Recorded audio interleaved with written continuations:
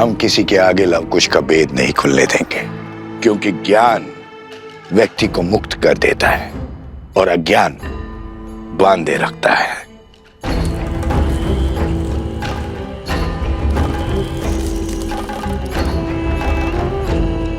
मेरी शक्ति का स्रोत यही अज्ञान है बानासुर। मिथिला में मेरी यही योजना थी कि सारे समाज के समक्ष ये रहस्य प्रकट कर दूं, किंतु अब मन में और भी उत्तम विचार आया है। कैसा विचार? ऐसा विचार जिससे राम के धर्म के साथ साथ राम का अस्तित्व भी नष्ट हो जाएगा। उन बालकों के साथ मिथिला की एक स्त्री भी है। उसके माध्यम से मैं राम के पुत्रों को राम का विरोधी बना दूंगा। शीघ्र ये संसार पिता पुत्रों के बीच में युद्ध होते हुए देखेगा। राम के हाथों लवकुश का वध होते हुए देखेगा।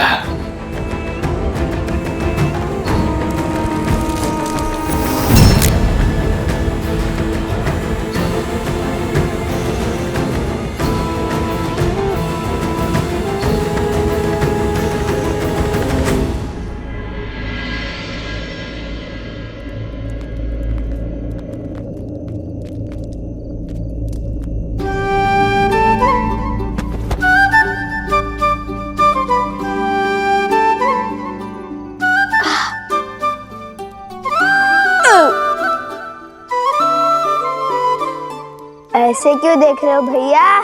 देख नहीं रहा हूँ, सोच रहा हूँ पेट है कि कुआं। एक पंगत में आधी नगरी का भोजन खा चुके हो तुम, और ये साथ में पोटली भी बांध कर ले आए तुम। आपके लिए भी तो बांधा है भैया। और वैसे भी पूरा दिन गायन किया है और कल भी करेंगे, और ऊपर से प्रभु श्री राम से भेंट भी नहीं हो पा रही है, और ज्ञान करने से मुंह के साथ पेट भी सूखता है।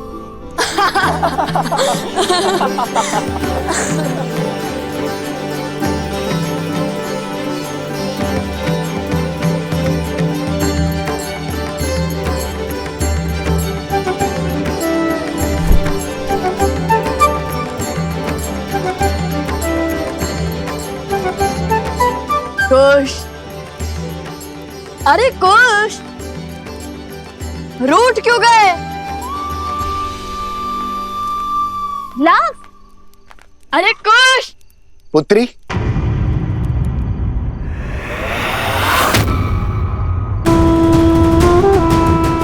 तनिक भोजन मिलेगा?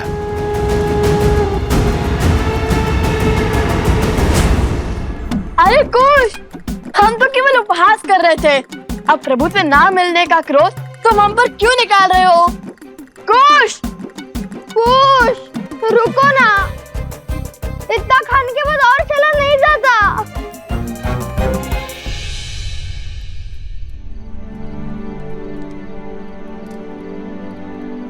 सभी ऋषिगण यहीं पर हैं। वो दोनों ऋषि कुमार भी यहीं कहीं होंगे। अरे वो रहे, देखो। मेरे पास तो केवल यही है, यज्ञ का भोजन।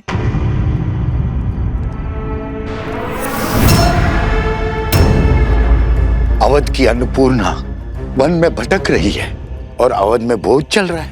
दुर्भाग्य, सीता को त्याग कर भी राम के गुणगान गाए जा रहे हैं। सीता का त्याग करके भी राम महान हो गया।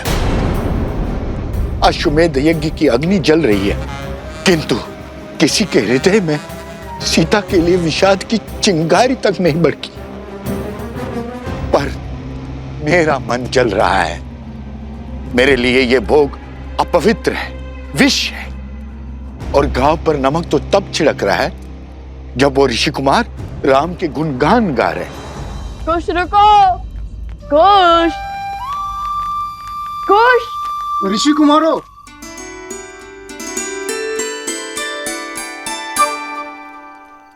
ये अकस्मात वो क्यों गए? ऋषि कुमार, कुछ भेंट लाए हम आपके लिए, दही मक्खन और लड्डू।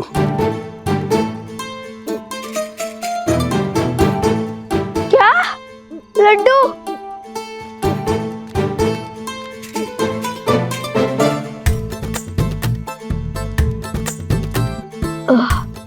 रहने दीजिए, इसकी कोई आवश्यकता नहीं है।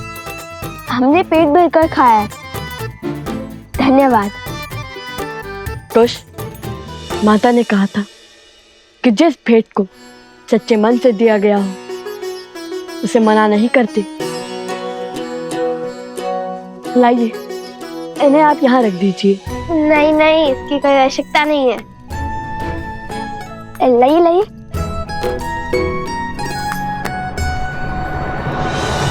दुख तो मुझे भी बहुत होता है। तो रोकती क्यों नहीं है उन्हें? तुम तो मिथिला से हो, जानती हो राम ने सीता के साथ क्या अन्याय किया है। तुम्हारा कर्तव्य है उन ऋषि कुमारों को राजकुमारी सीता के साथ हुए अन्याय का भेद बताना। संसार को हानि दुष्टों का कोलाहल नहीं, सज्जनों का मौन पहुंचाता है। क्यों नहीं खोल देती अपने मन का भेद और सत्य का पिटारा उन ऋषि कुमारों के सामने? आप दोनों ने न केवल हमारे महाराजा और महारानी के जीवन की प्रशंसा का गुणगान गाया है, बल्कि हमें भी उनके जीवन के महत्व को भी समझाया है। आपकी राम कथा का गान सुनकर आभास हुआ महारानी सीता के अब अपराधी हैं हम। उन पर संदेह कर बहुत बड़ा पाप किया हमने। धन्य है आप ऋषि कुमार। अपराध, संदेह, अन्याय, अर्थात आप दोनों ने आज अपने गायन से अयोध्या के व्यक्ति व्यक्ति के भीतर पुनः श्री राम की मर्यादा धर्म का प्रसार किया। आप दोनों को धन्यवाद ऋषि कुमार।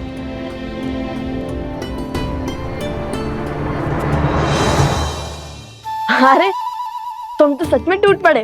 भैया, पावन अयोध्या की पावन भूमि का पावन प्रसाद कैसे जोड़ूंगा?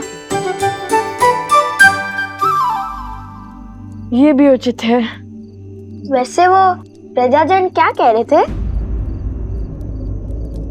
मैं बताती हूँ।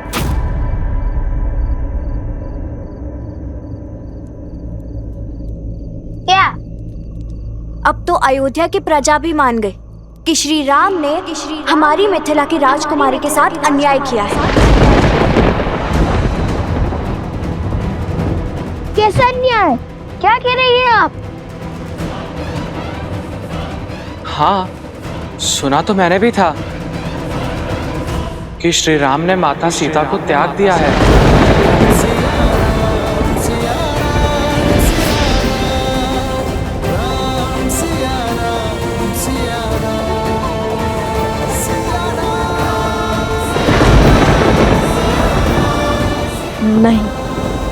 नहीं, ये असंभव है। यदि ये अश्वमेध यज्ञ हो रहा है तो माता सीता भी उनके साथ होंगी, और यदि माता सीता उनके साथ नहीं है तो ये अश्वमेध यज्ञ कैसे हो रहा है? इन सब बातों का उठता है। कल जब श्री राम से भेंट होगी तो मिल जाएगा ना? नहीं नहीं, मैं कल की प्रतीक्षा नहीं करूंगा और इसे क्षण सिद्ध कर दूंगा कि हमारे आराध्य श्री राम ऐसा अन्याय नहीं कर सकते, और माता सीता भी उनके साथ अयोध्या में है।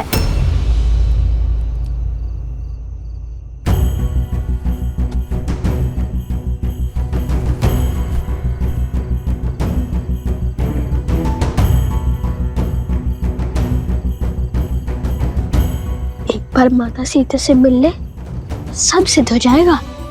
परंतु माता ने गरिमा में रहने के लिए कहा था। ठीक है, यदि आपको प्रमाण नहीं चाहिए तो चलते हैं।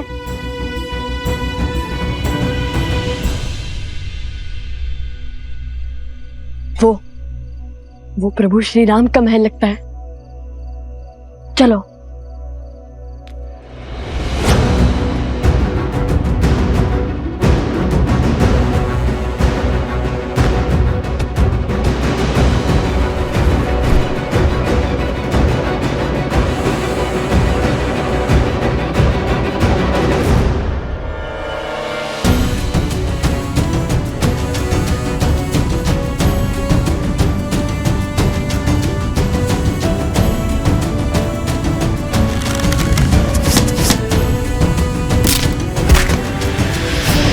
चलो वहां को ये देखते हैं।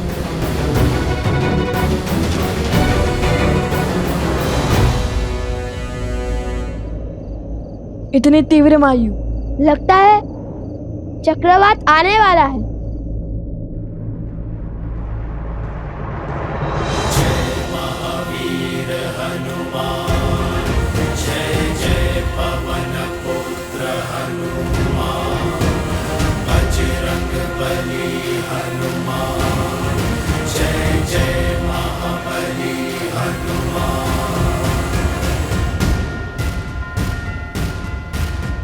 बजरंग बली।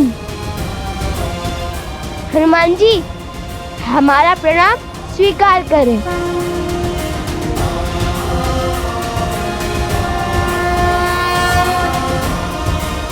एक राम भक्त ने दूसरे राम भक्त को पकड़ लिया, ये भी हमें चोर समझने लगेंगे।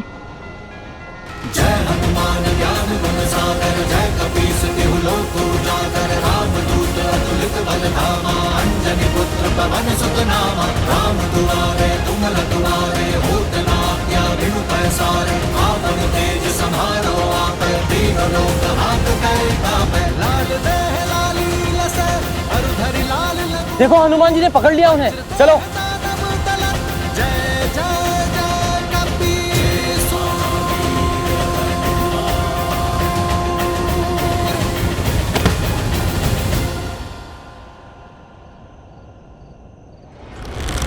नीचे से चीख कर बात करनी पड़ती है ना, और चीख कर बात करना सभ्यता नहीं, इसलिए ऊपर आ गया। विराट रूप धरकर हमें भयभीत करना चाहते हैं। ये मत सोचिए कि आपका दास सफल हुआ, हमने तो पहले ही आपको आते हुए देख लिया था। मुझे भी अपने तनिक निकट ले लीजिए हनुमान जी।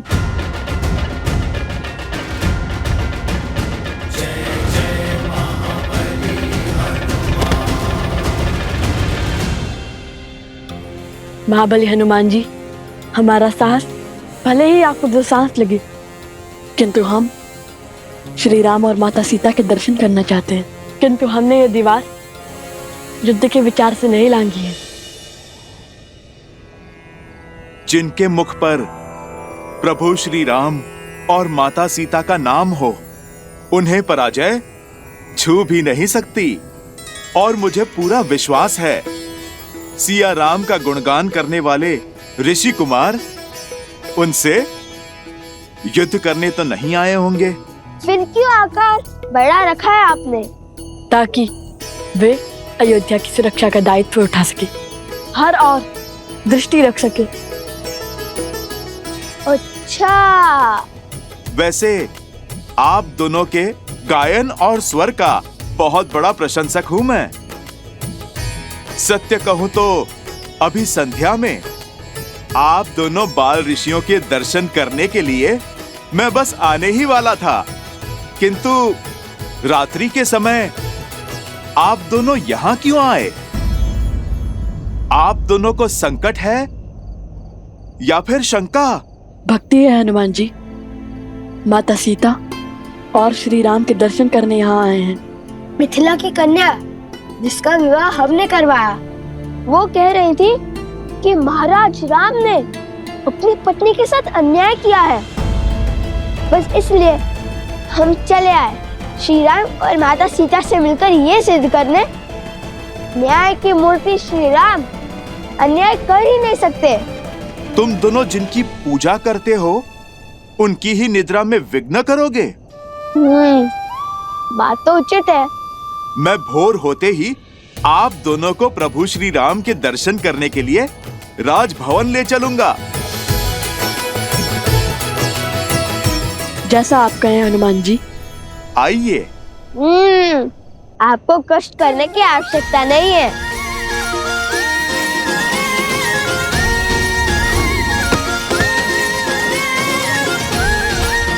अद्भुत, बुद्धि के साथ बल और साहस भी है आप दोनों में। धन्यवाद, कल भोर अवश्य ही भेंट होंगी। प्रणाम। हमें श्री राम और माता सीता से मिलना है। स्मरण रहे, हम आपके मित्र हैं। हमारे बाण नहीं।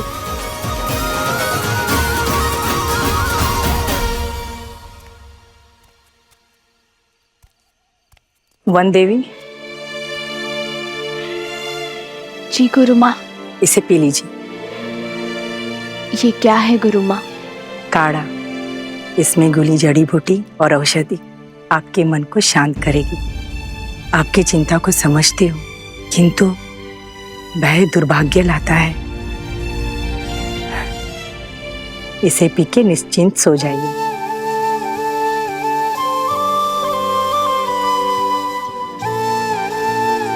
धन्यवाद गुरु माँ। विश्राम कर। आप मेरी चिंता तो समझती हैं, किंतु उसके पीछे का कारण नहीं। बस मेरा लवकुश अपने आराध्या से मिल ले और उनकी भक्ति पर कोई आँच ना आने पाए।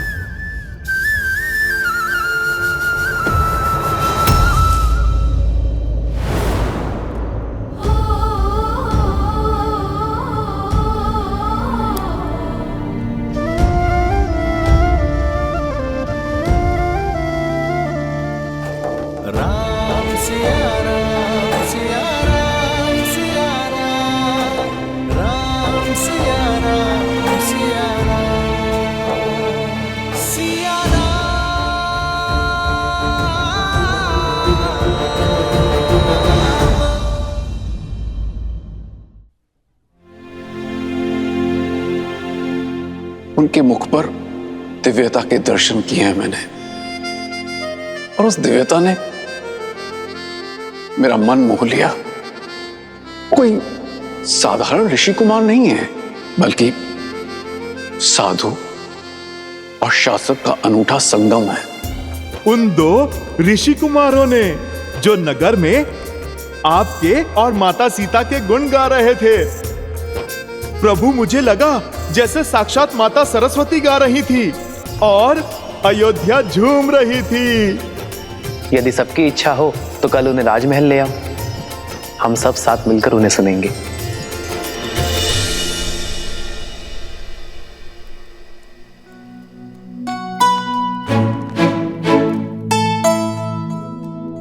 अरे उठकर व्यायाम भी करने लग गए कुछ।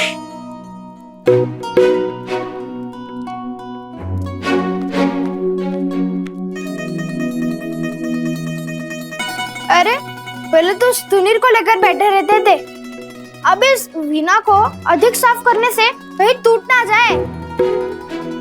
कितनी मूर्खतापूर्ण बातें कर रहे हो। श्री राम और माता सीता से मिलने जा रहे हैं।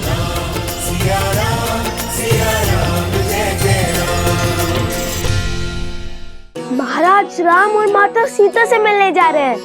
वीणा क्या, मुख भी ऐसे ही चमकाऊंगा, घिस घिस कर पतला हो जाएगा। हाँ, उचित तो कह रहे हो। कुश,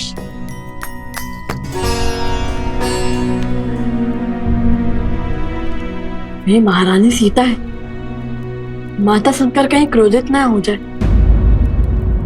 लव और कुश, तुम जानते हो वो दोनों कौन हैं? वो वन देवी के पुत्र। और ये वन देवी कौन है? लव कुश की माता। केवल लव कुश की माता नहीं, मूर्ख बालक, श्री राम की अर्धांगिनी, अयोध्या की महारानी है वो, सीता है वो, सीता। इसलिए तो मुख स्वच्छ कर रहा हूँ भैया। मैंने सुना है स्त्रियों को कभी सुंदर बालकों पर क्रोध नहीं आता। ठीक है, लेकिन माता सीता कहने की कोई आवश्यकता नहीं है। ये तो मेरे मन से पूछिए भैया, जो हमेशा कहता है कि माता सीता सुंदर, सहज और प्रेम पूर्ण होंगी। सब उन्हें माता कहकर बुलाते होंगे। लवकुश वो ऋषि कुमारों, हनुमान जी।